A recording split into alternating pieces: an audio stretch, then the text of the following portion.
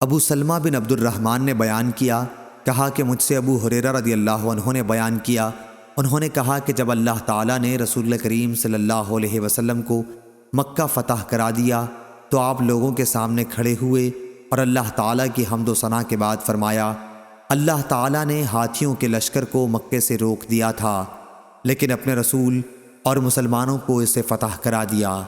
دیکھو، یہ مکہ مجھ سے پہلے کسی کے لیے حلال نہیں ہوا تھا، یعنی وہاں لڑنا، اور میرے لیے صرف دن کے تھوڑے سے حصے میں درست ہوا، اب میرے بعد کسی کے لیے درست نہیں ہوگا، پس اس کے شکار نہ چھیڑے جائیں اور نہ اس کے کانٹے کاٹے جائیں۔ یہاں کی گری ہوئی چیز صرف اسی کے لیے حلال ہوگی جو اس کا اعلان کرے۔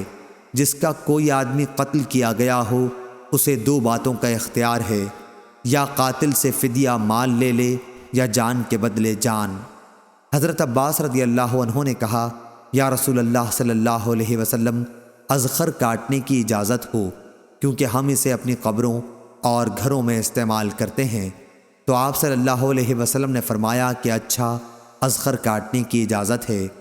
پھر ابو شاہ یمن کے ایک صحابی نے کھڑے ہو کر کہا، یا رسول اللہ، میرے لیے یہ خطبہ لکھوا دیجئے۔ چنانچہ رسول اللہ صلی اللہ علیہ وسلم نے صحابہ رضی اللہ عنہم کو حکم فرمایا کہ ابو شاہ کے لیے یہ خطبہ لکھ دو۔ میں نے امام اوزائی سے پوچھا کہ اس سے کیا مراد ہے کہ میرے لیے اسے لکھوا دیجئے، تو انہوں نے کہا کہ وہی خطبہ مراد ہے جو انہوں نے رسول اللہ صلی اللہ علیہ وسلم سے مکے میں سنا تھا۔ صحیح بخاری حدیث نمبر 2434۔